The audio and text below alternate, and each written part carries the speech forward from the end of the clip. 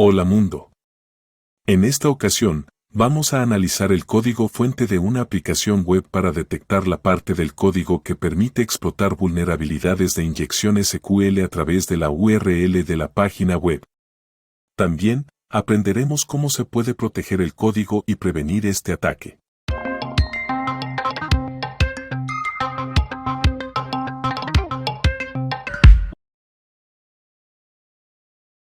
Index HTML. Para comenzar, echaremos un vistazo al código HTML, que define la estructura y el contenido de la aplicación web. Contiene elementos para mostrar las noticias y la interfaz de usuario. Algunas partes destacadas del código de Index HTML son la etiqueta head, que incluye metadatos y estilos. Aquí se definen las metaetiquetas del documento, y dentro de la sección Style se definen reglas de estilo para diferentes elementos de la página, como encabezados, botones y el menú de navegación.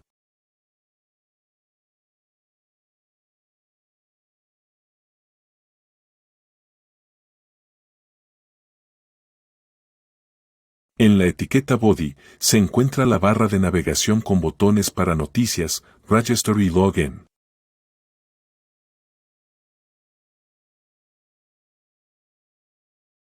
Además, hay un menú de navegación con los enlaces Home, About y Contact.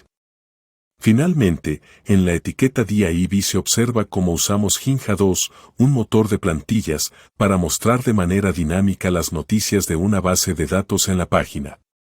En este caso, el ciclo de plantillas, %for notation en news %, pasa de la base de datos la fecha, el título y el texto de las noticias y lo reemplaza en los elementos, noticia 1, noticia 2, noticia 3, contenido en etiquetas dentro de elementos de la lista li. La idea aquí es que al pulsar el botón noticias, las noticias se muestren en lugar de la imagen. Para esto, implementamos una variable dentro de un bloque condicional, %show-news %, donde se muestra contenido de la noticia si la variable show-news es verdadera o una imagen si la condición es falso. db.py. Ahora, aquí tenemos nuestro módulo de base de datos. Este archivo contiene la funcionalidad para interactuar con la base de datos SQLite. Con la función get-db, se establece la conexión a la base de datos SQLite y proporcionamos funciones para acceder a la base de datos y la almacena en el objeto G, un contexto global de Flask. Con la función close-db, se cierra la conexión a la base de datos. App.py. Aquí tenemos nuestro código fuente configurando una instancia de una aplicación web utilizando el framework Flask en Python.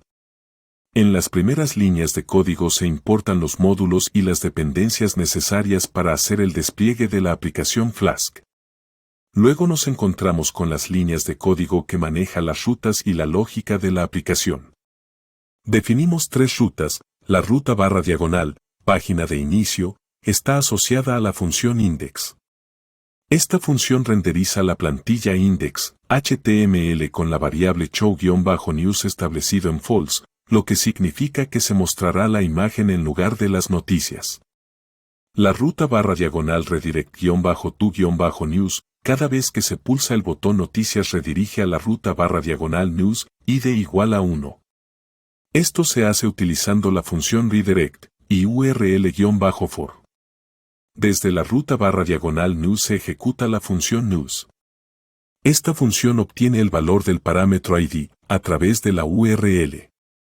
El ID de la noticia se pasa como argumento en la URL news-get equals request args get ID y abre una conexión a la base de datos y se ejecuta una consulta SQL que selecciona todas las columnas de la tabla news, donde el valor de la columna ID coincide con el valor almacenado en la variable news-get. El resultado de la consulta se almacenará en el cursor y se podrá utilizar para recuperar la información de la base de datos para luego renderizarlo en la plantilla Index. HTML con la variable show_news establecido en true, pasando a la vista de la página los datos de las noticias obtenidas. A continuación, lanzamos una instancia de la aplicación web ejecutando desde la consola el comando py, app.py. Con este comando realizamos la ejecución de una aplicación Flask en un servidor web de desarrollo local para acceder y explorar desde el navegador la página web y ver cómo funciona. Con nuestro servidor Flask en funcionamiento y escuchando en la dirección IP 127.0.0.1, localhost, y el puerto 5000. Abrimos el navegador y en la URL digitamos la dirección http://127.0.0.1, 5000. Lo primero que vemos es la vista principal que nos muestra el título Cybertabs News con una imagen y en el extremo superior derecho 3 botones y 3 enlaces. Si pulsamos el botón Noticias, nos redirecciona a la vista de una página para mostrar una noticia que contiene varios elementos, la fecha, el título y el texto de la noticia. Si nos fijamos en la URL http://127.0.0.1, 5000/news, id igual a 1, obtenemos la noticia en concreto a través de un parámetro denominado ID, que se está consultando desde la URL a través de un método HTTP-GET, donde ID es el atributo de la tabla en la base de datos y el valor 1 corresponde con un registro de la tabla. Regresemos al código fuente del archivo app.py y analicemos la función news en la línea de código que está relacionada con la ejecución de queries en la base de datos utilizando el módulo cursor de SQLite. Cursor, execute, select *from newswhere ID igual a, más news-get plus. Aquí tomamos el valor de news_get mediante el parámetro ID, que se recoge directamente del lado del cliente a través de la URL con un método HTTP-GET y se pasa del lado del servidor en la línea news_get equals request, args, get, ID. Se usa para concatenarlo directamente en la consulta select *from newswhere ID igual a, más news-get más sin ningún tipo de validación o sanitización, es decir, se permite que los datos de entrada no se validen o escapen adecuadamente antes de ser incorporados directamente en la consulta SQL. El riesgo aquí ocurre porque un atacante podría manipular intencionalmente el valor de news_get a través de la URL para incluir código SQL con caracteres maliciosos. Por ejemplo, si un atacante inyecta en la URL el código comillas simple, or 1 igual a 1, como valor de news-get, del lado del servidor la consulta SQL resultante sería select *from newswhere ID igual a 1 comillas simple, or 1 igual a 1. En este caso, el operador OR muestra los registros y cualquiera de las condiciones es verdadera sin importar los valores reales.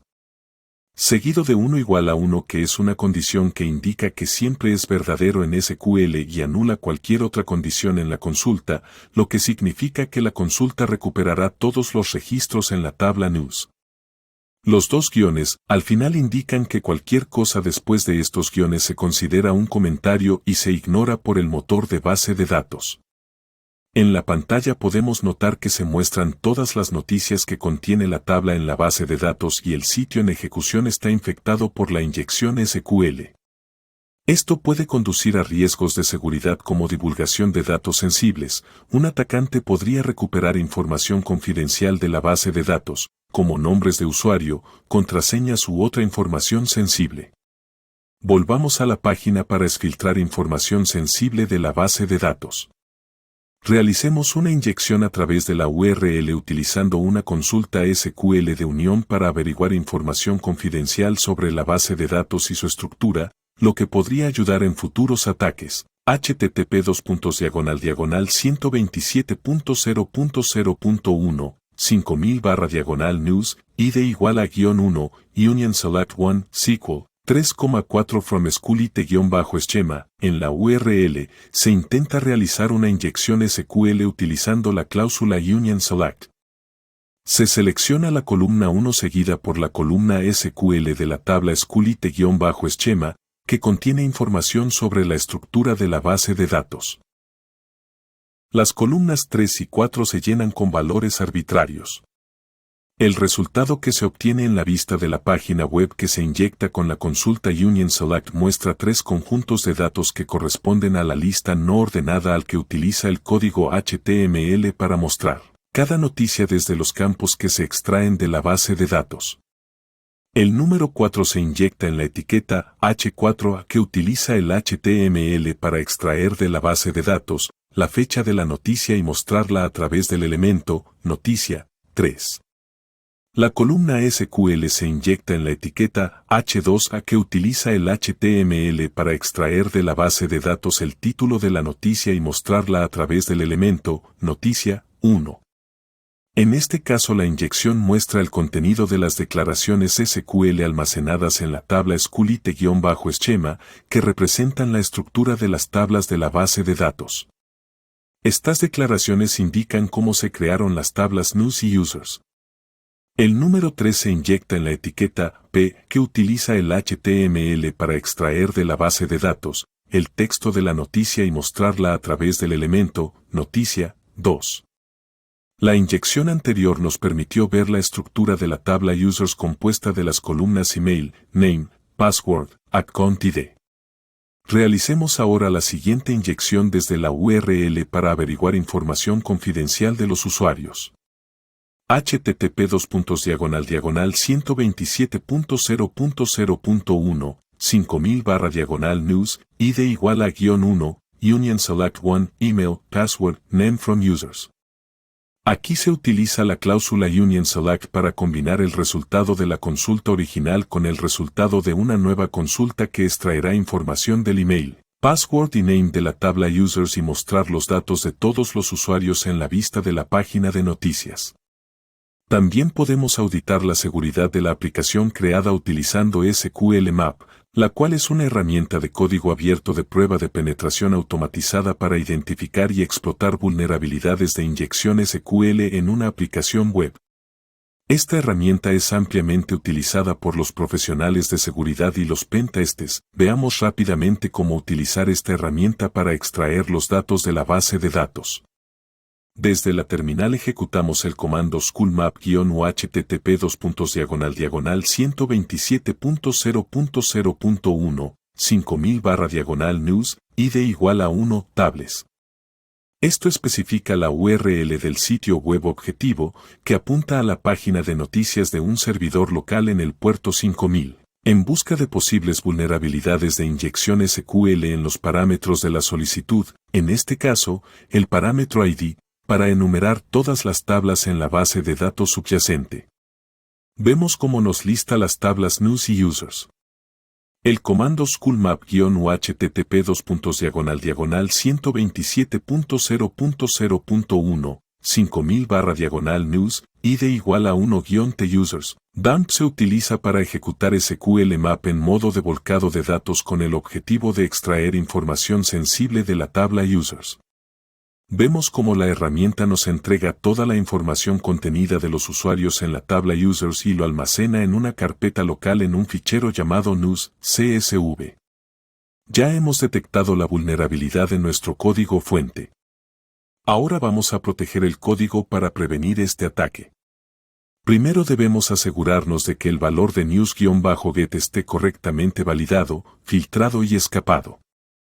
Para esto vamos a importar la función escape desde el módulo markupsafe, la cual se utiliza comúnmente en aplicaciones web para escapar o sanear el valor de entrada del parámetro ID antes de que se inserten en el contenido HTML de una página web y utilizarlo en la consulta SQL.